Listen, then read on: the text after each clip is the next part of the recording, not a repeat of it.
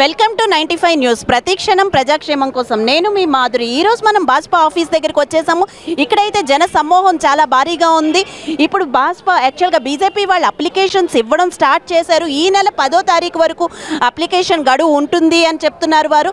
ఇక్కడైతే మనం లోపలికి వెళ్ళి చూడొచ్చు. చాలామంది ఆశావాదులు చాలామంది అప్లికేషన్స్ ఇస్తున్నారు. అసలు ఎవరు అభ్యర్థుల్ని ఎలా సెలెక్ట్ చేస్తారు, ఏమేమి నిబంధనల ప్రకారం వారిని తీసుకుంటారు, అవన్నీ కూడా త్వరలోనే అధిష్టానం తెలియజేయనుంది. మనమైతే లోపలికి వెళ్ళి చూడొచ్చు. అసలు ఎంతమంది లీడర్స్ అప్లికేషన్స్ ఇస్తున్నారు, ఎంతమంది ఆశావాదులు ఉన్నారు, ఒక్కసారి ఇక్కడ ఉన్న వారితో కూడా మాట్లాడదాం మనము.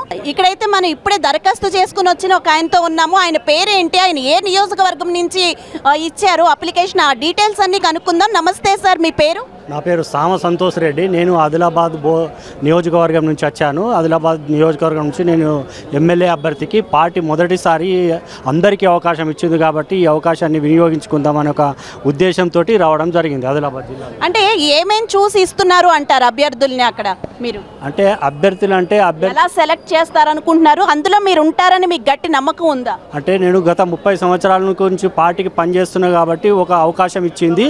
అవన్నీ పరిగణలోకి తీసుకొని గెలుపు గుర్రాలకే ఇద్దామని ఒక పార్టీ నిర్ణయించింది కాబట్టి అందులో మా పేరు కూడా ఉంటుందనే ఒక ఉద్దేశంతో రావడం జరిగింది.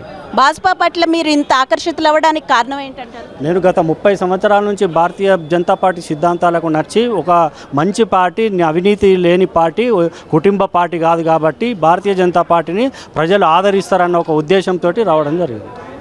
మీకు కనుక టికెట్ ఇస్తే, సపోజ్ మీరు గెలిస్తే ప్రజల కోసం ఏం చేస్తారో ఒకసారి చెప్పండి. తప్పకుండా భారతీయ జనతా పార్టీ కుటుంబ పార్టీ కాదని నిరూపిస్తుంది, అవినీతి రహిత పార్టీ.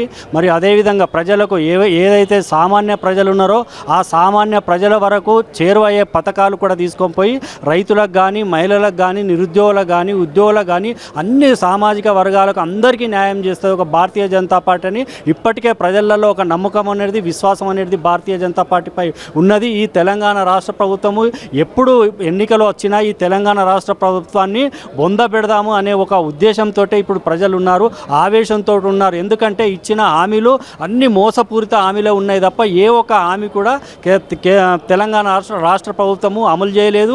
ఇచ్చిన హామీలు కూడా ఏ ఒక్క హామీ ఇచ్చిన హామీ 100% హామీ ఇస్తే అందులోకెళ్ళి 2-3% జనాలకే పోయింది తప్ప మిగతా 97% జనాలకు కేసీఆర్ పథకాలు పోలే. కాబట్టి రానున్న రోజులలో తెలంగాణ రాష్ట్ర ప్రభుత్వాన్ని బొంద పెడదామని ప్రజలు చూడడం జరుగుతుంది. Thank you so much and all the best sir.